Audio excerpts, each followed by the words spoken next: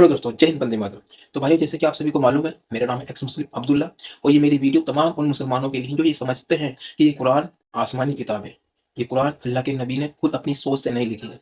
तो जिस किसी भी मुसलमान की सोच है वो मेरी इस वीडियो को जरा ध्यान से और गौर फिक्र करके सुने और देखें, और मेरे दिए हुए रेफरेंस को चेक जरूर करें, क्योंकि मैं इस वीडियो में साबित करने वाला हूँ कि ये कुरान अल्लाह की तरफ से आई हुई किताब नहीं है। ये नबी खुद ही अपनी सोच से बनाते थे।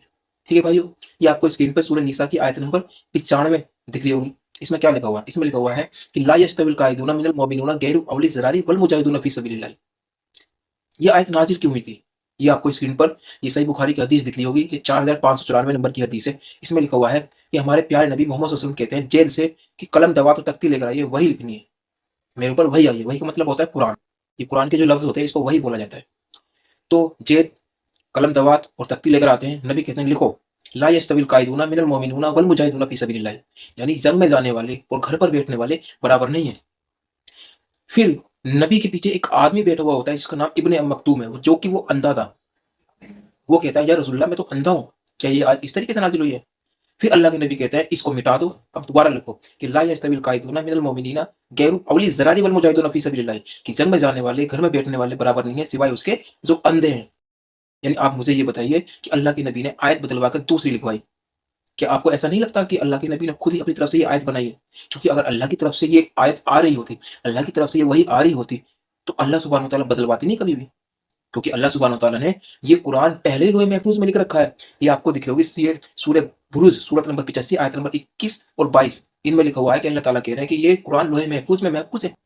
जब ये लोहे महफूज में महफूज है तो फिर आयत बदलने की क्यों जरूरत पड़ी? इसका मतलब ये है कि भाई ये कुरान की आयत अल्लाह के नबी खुद ही अपनी सोच से बना रहे थे।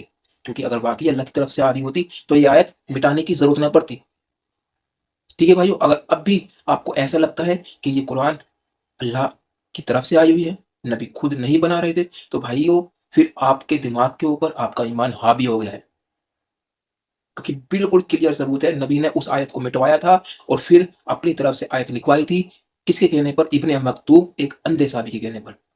तो अगर वाकई ये अल्लाह की तरफ से आ रही होती तो वो आयत मिटानी ना पड़ती।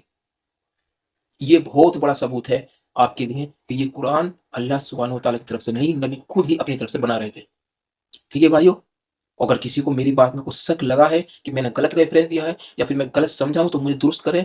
कमेंट बॉक्स आपके लिए खाली है। जितने भी मुसलमान हैं वो मेरे कमेंट बॉक्स में बताएं, क्या इस हदीस से ये साबित नहीं होता कि नबी खुद ही बना रहे थे इस कुरान को?